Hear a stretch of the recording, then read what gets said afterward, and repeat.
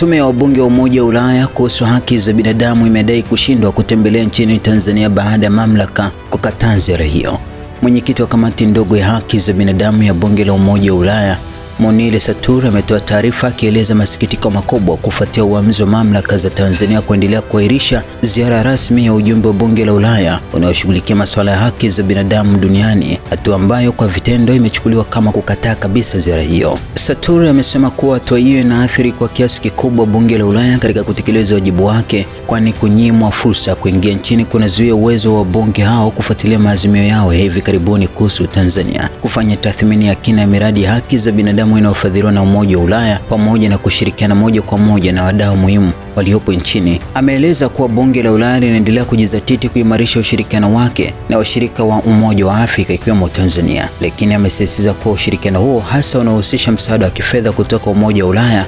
lazima uzingatie sheria za kimataifa na kuheshimu misingi ya pamoja haki za binadamu. Katika taarifa hiyo, Satori pia ameonyesha kusikitishwa na kile alichokiita ukosefu wa dhamira mamlaka za Tanzania kushiriki mazungumzo ya dhati, hasa katika kipindi ambacho hali ya haki za binadamu nchini inatajwa kuzorota pamoja na kuongezeka kwa ukandamizaji dhidi ya upinzani wa kidemokrasia. Aidha, amesema kamati hiyo ipo tayari kuendelea kushirikiana kwa njia ya kujenga na serikali ya Tanzania huku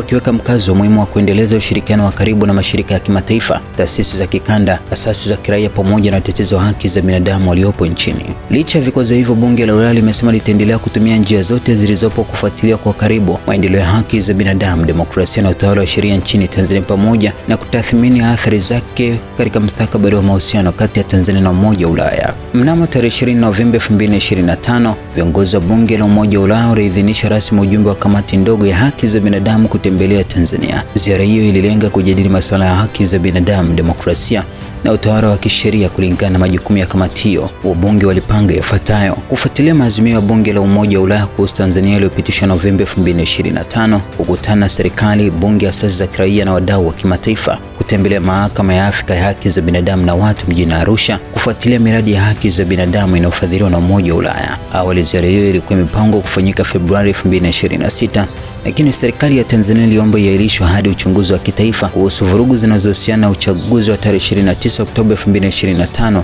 baada ya tume hiyo ya uchunguzi kuwasilisha ripoti yake tarehe 24 Aprili 2026. Ujumbe huo ulipangwa kufanywa upya mwishoni mwa Mei. Hata hivyo, bila kutoa sababu maalum, mamlaka za Tanzania zimekataa kabisa ziara hiyo, ikiwemo hata sehemu iliyolenga mashirika ya kimataifa, taasisi za kikanda na asasi za kiraia. Hatua hii imeongeza wasiwasi kuhusu uwazi wa Tanzania katika kushughulikia masuala ya haki za binadamu na demokrasia mbele ya jumuiya ya kimataifa.